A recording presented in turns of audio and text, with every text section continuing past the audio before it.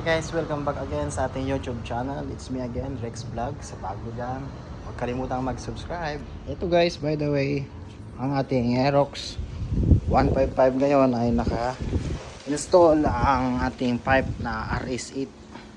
O yan, dual tip po yung nakalagay dyan.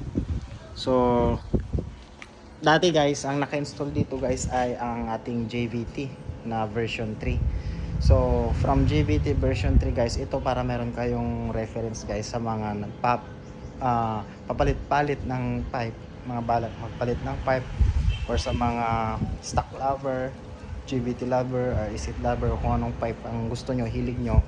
Ayan, para may reference lang kayo guys, dito nyo makukuha sa akin guys mismo ang honest na review from stock guys. Ang stock na wala siyang in-upgrade sa panggilid. From stock guys, pag ang pipe natin na naka-install ay 119 yung 119 yung top speed niya. Stock yun na pipe. So from JVT din, JVT na pipe version 3, kapag ipapalit natin yon, palitan natin yung stock na pipe natin, ang top speed din nun guys ay 118 yung top speed. Mas mababa siya, pero mas mabilis mong makukuha yung top speed. Mas marangkada siya, mas pwersado sa akyatan. Yun naman yung pagkakaiba. Stock lang to guys, yung pinag-uusapan dito. Hindi siya na-upgrade ng panggilid, hindi na-upgrade yung bola, spring, ganun, clutch spring, wala. Basta stock pa lang yung pinag-uusapan dito. From RS8 naman, ito guys, yung RS8. Kapag ito naman ang naka-install guys, ang top speed naman yan guys is 114 lang po. Ayan, 114. Pero mas yung sound niya is hindi siya sobrang lakas. Hindi siya basi. Saktuhan lang. Kaya kahit i-long ride nyo siya, pag yung RS dual tip, kahit i-long ride nyo siya, hindi basta-basta umiinit. Pero smooth lang siya. Smooth lang yung persad niya. So, ngayon, babalik ulit natin guys sa stock natin. Kasi ang ating JVT version 3 ay na-dispose natin kahapon. Binenta na natin kahapon yung version 3 natin. Sinap yung RS8. So ngayon, yun ang napansin natin. Stock lang to yung mga panggilid niya guys ha. Hindi, wala yung nabago, walang pulley, walang.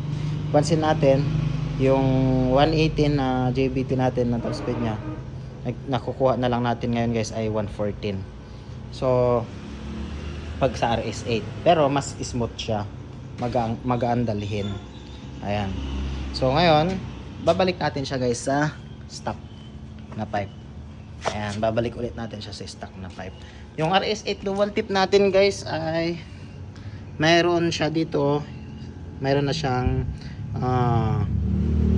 built-in na exhaust gasket. May exhaust gasket na siya na built-in. So hindi nyo na kailangan bumili.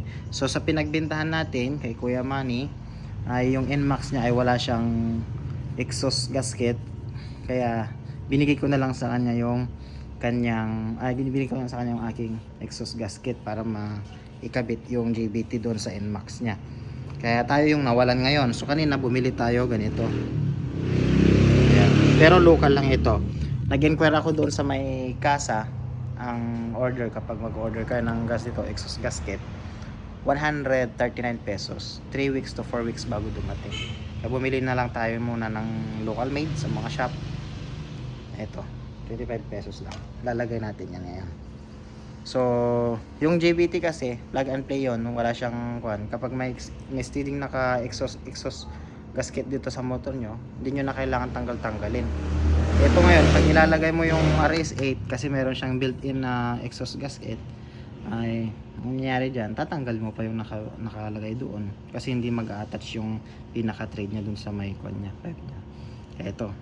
So yun lang guys. So mga bago dyan, huwag kalimutang mag-subscribe sa ating YouTube channel, Rex Vlog. Ayan, sa aking Facebook guys, Rex Vlog din. So yan.